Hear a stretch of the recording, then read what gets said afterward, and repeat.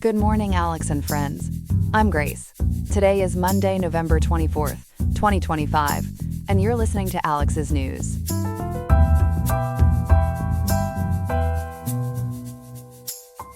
The high in Riverside today is 68.3 degrees with a low of 49.5, so grab a light jacket for the evening chill.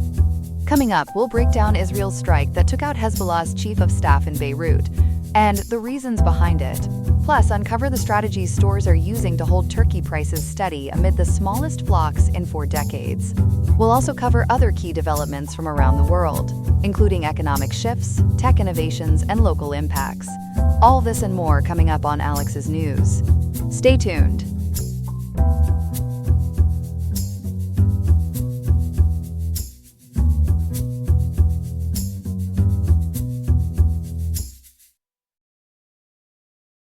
Good morning, folks. Israel struck Beirut yesterday, killing a top Hezbollah commander and raising fears of escalation just before the 1-year mark of a fragile ceasefire. Here with details is our reporter Ethan. Ethan, walk us through what happened in that strike. Yesterday, November 23rd, the Israeli Defense Forces hit a residential building in Beirut's southern Dahia suburb, a Hezbollah stronghold. They took out Haytham Ali al-Tabtabai, who they call Hezbollah's de facto chief of staff and commander of the elite Radwan unit. According to NPR and the BBC, it's Israel's first acknowledged attack on Beirut in months. How bad was the damage on the ground? Lebanon's health ministry says at least 5 people died and 25 to 28 were wounded, with the strike hitting the 4th or 5th floor of a multi-story apartment. Eyewitnesses described thick smoke, chaos in the streets, and celebratory gunshots that Lebanese troops had to break up, as CNN reports from Beirut. Photos from AP and AFP show an Israeli drone overhead amid the rubble. Was this area supposed to be off-limits? Hezbollah insists it was purely civilian with no military there, according to MP Ali Amar speaking to NPR. A local resident told reporters it only strengthens their resolve against disarming. Lebanon's news agency noted 3 missiles damaged the building and nearby cars. Why target this guy specifically, Ethan? Israel says Tabtabai was key to Hezbollah rebuilding after the war, smuggling weapons from Syria and making explosive drones as rocket substitutes. The IDF's chief of staff called him central to post-ceasefire rearmament, per the Times of Israel and Washington Post.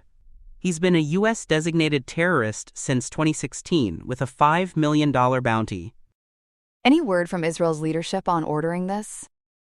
Prime Minister Netanyahu's office said he approved the strike on advice from top defense brass, vowing Israel won't let Hezbollah rebuild power. Defense Minister Israel Katz warned, quote, "Anyone who raises a hand against Israel, his hand will be cut off," end quote, according to CNN and the BBC. They didn't notify the U.S. ahead of time.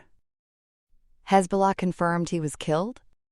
Yes, they announced Tabtabai died with 4 other operatives in what they called a treacherous attack, crossing a new red line. Deputy leader Mahmoud Komati mourned him as a great jihadi commander, per NPR and Al Jazeera. They're studying a response, but vow to keep fighting. What's the Lebanese government's take? President Joseph Aoun condemned it on social media as proof Israel ignores the ceasefire, calling for international intervention. Prime Minister Nawaf Salam reaffirmed plans to disarm groups like Hezbollah and said the government knew nothing about military activity there, NPR reports. They deny any Hezbollah presence in that Beirut spot. This comes right before the ceasefire anniversary. Remind us what that deal was. The U.S. and France brokered truce started November 27, 2024, almost exactly a year ago, ending 14 months of war.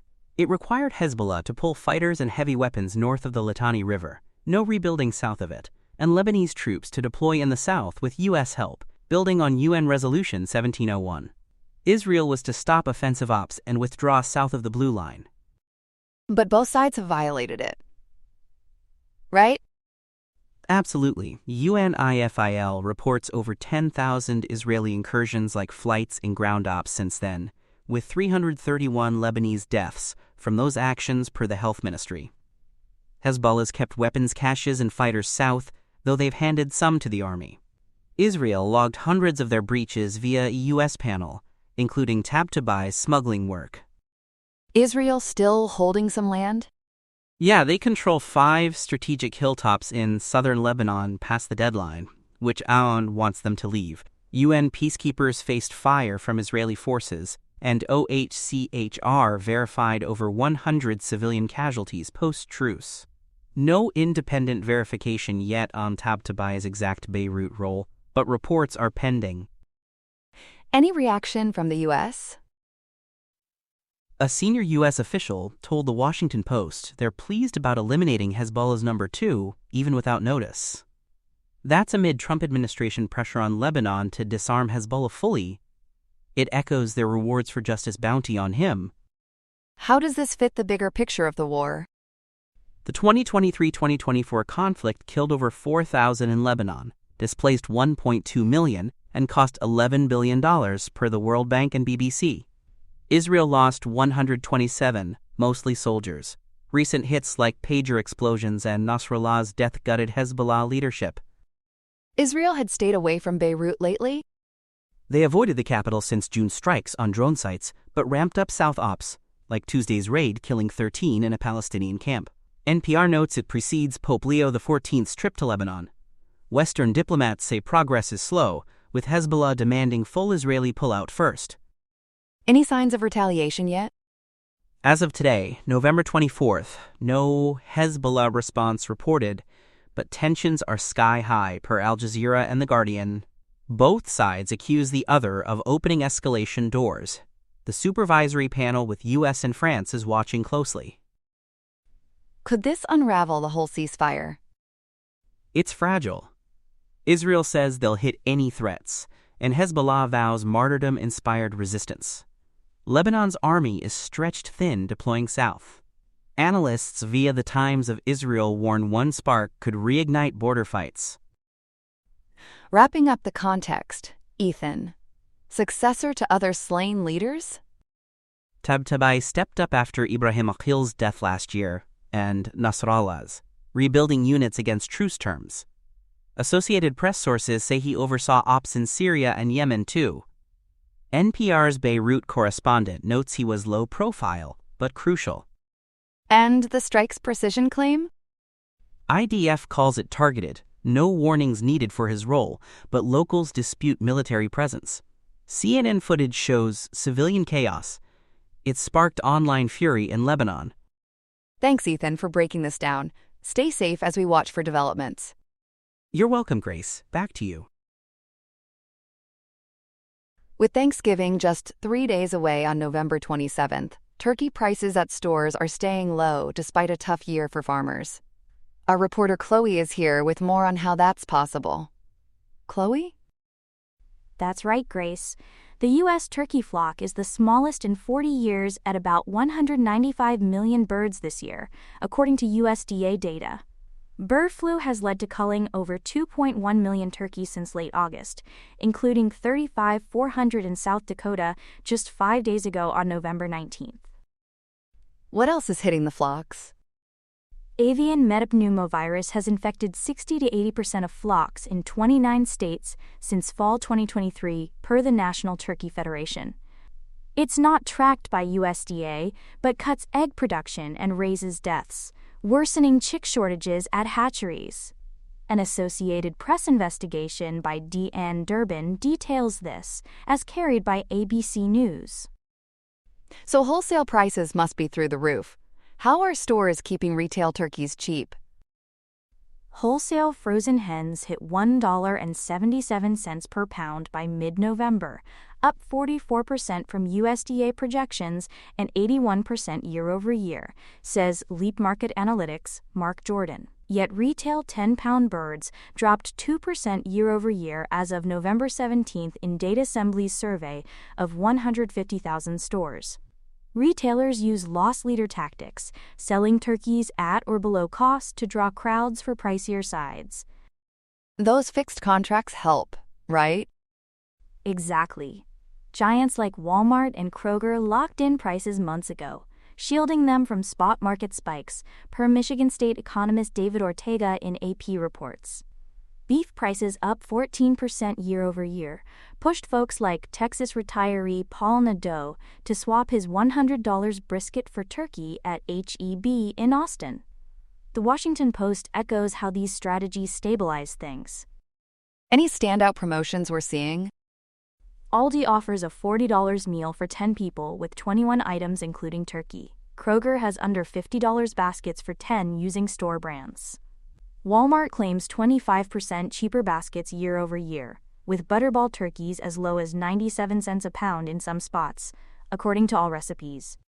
What about regional deals, like in Michigan or Texas? Major in Michigan and H-E-B in Texas featured deep turkey discounts in store ads to lure shoppers. AP photos by Mike Householder show this via Click on Detroit and KTAR News. Fine print often means store brands, bundles, loyalty perks, or per customer limits on smaller birds. Overall, how much for a full Thanksgiving meal this year? It's mixed, outpacing 2.7% food-at-home inflation from BLS September data. Datassembly pegs 11 staples like turkey, potatoes, and cranberry sauce at $58.81 for 10, up 4.1% year over year. Cranberry sauce alone jumped 38% in their 150,000 store survey, per AP on ABC News. Other groups show lower costs, though. American Farm Bureau Federation volunteers surveyed 50 states and found $55.16 for 10, down 5%. Wells Fargo Agri-Food Institute, using Nielsen IQ data on store brands, estimates $80 down 2 to 3%. These differences come from varying basket items and methods. Turkey relief is nice, but why are staples like cranberry sauce so much higher? President Trump's tariffs doubled to 50% on steel and aluminum June 4th, from 25% March 12th, adding 10 to 40 cents per can on imported tinplate. That's 70 to 80% of U.S. supply, hiking canned goods 5% overall, Rutgers Professor Farrokh Contractor told AP. Jellied cranberry sauce also dropped 9% in production from a Massachusetts drought. Creamed corn and green beans, too? Yes, creamed corn rose 21%, green beans and corn similarly. Marketplace.org and Kiplinger note tariffs layering on these pressures. Beef's 14% surge boosts turkey demand, while eggs dipped as a rare decliner. Any bright spots, like pumpkin pie? Pumpkin pie mix in 30-ounce cans fell 5% thanks to dry Illinois weather-cutting diseases, says Illinois Farm Bureau's Regela Scavuzzo to AP via KTAR News. Consumers adapt with bundles or swaps. Paul Nadeau said, quote, he ditched brisket for turkey to save, end quote, as in AP stories on Click on Detroit. Tell us about farmers beating the odds. Fifth-generation Larry Dahl at Old Brick Farm in Chelsea, Michigan, family-owned since 1864, sold all 92 turkeys at $6.50 a pound for holiday centerpieces. Strict biosecurity kept out bird flu and outside animals. He's planning 100 more for next July despite hatchery limits, featured in AP videos on ABC News. How do experts explain stores pulling this off?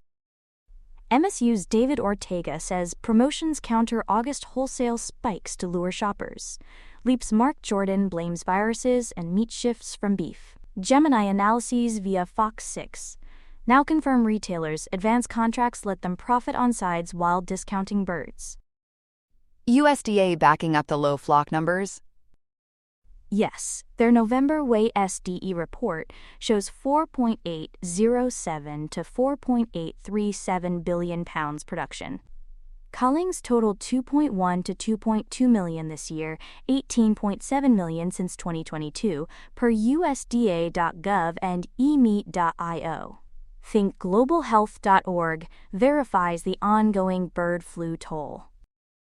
So total feast bills are creeping up despite turkey deals? Datassembly warns 4.1% higher baskets overall. PolitiFact and Food Dive confirm loss leader strategies stabilize Turkey but not the full spread. Shoppers tweak budgets with store bundles or alternatives, like Nado did. Sounds like resilience all around. Thanks, Chloe, for breaking this down as we head into the holiday. You're welcome, Grace. Happy planning.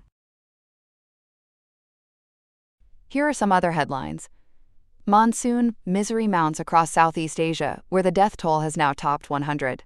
Vietnam is bearing the brunt. Officials confirm 91 dead nationwide, including 63 lives lost in Dak Lak province alone, where torrential rains turned coffee country into a groundswell of grief.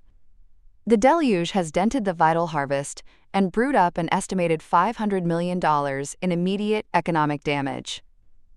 In Thailand, 5 deaths are linked to the storms, including a fatal crash on the Khan La Pass. Across the region, nature's slide into danger continues. Landslides in Indonesia's central Java have killed at least 18, while worsening floods in Malaysia have forced more than 12,500 evacuations, largely in Kelantan. Thailand's southern provinces are also slogging through serious flooding. Officials warn a forming tropical depression could turn this week's forecast from bad to monsooner, underscoring growing climate-linked economic and humanitarian risks. Markets are making up their minds like a shopper at the checkout, mixed, but leaning optimistic as investors price in a holiday season rate cut. Remarks from New York Fed President John Williams in Chile lifted the market-implied odds of a December cut from roughly 39% to nearly 72%, sending a ripple through risk assets. With Tokyo closed for a holiday, Hong Kong carried the torch. The Hang Seng climbed about 2%, led by Alibaba, which rallied roughly 4.7% on buzz around earnings and brisk demand for its updated Q-San AI app. Stateside, U.S. Treasury yields drifted down to near 4.06%, a soft landing on the runway into Thanksgiving and the Black Friday spending sprint. For traders, the slogan is clear: 'tis the season to be yielding. A diplomatic riptide in East Asia, China's Foreign Minister Wang Yi says Japan has crossed a red line, after Prime Minister Sanai Takaichi suggested Tokyo might intervene if Beijing moves against Taiwan, potentially mobilizing self-defense forces in response to a blockade. Wang called the remarks shocking and promised a resolute response to any breach of sovereignty. The spat has now docked at the United Nations, where China's Ambassador Fu Kong sent a letter to Secretary General Antonio Guterres, labeling Japan's stance a grave violation of international law and warning that any armed intervention would be an act of aggression. With Takaichi's November 7th comments still echoing, Sino-Japanese relations are taking a hawkish turn, and the Taiwan Strait is feeling more like a straitjacket. In Geneva, peace talk is cheap, but progress may be priceless. U.S. Secretary of State Marco Rubio and Ukraine's Andriy Yermak say negotiators drafted an updated, refined framework aimed at ending the war with Russia. The new blueprint reportedly addresses Kyiv's core concerns on sovereignty and security guarantees, revising a 28-point U.S. draft criticized for implying territorial concessions and blocking NATO membership. Details remain under wraps, even as the administration pushes for a deal by Thursday, an ambitious deadline that could make or break the next tranche of U.S. aid and either stitch up or split the Western coalition. And in Paris, a legal front opens for AI.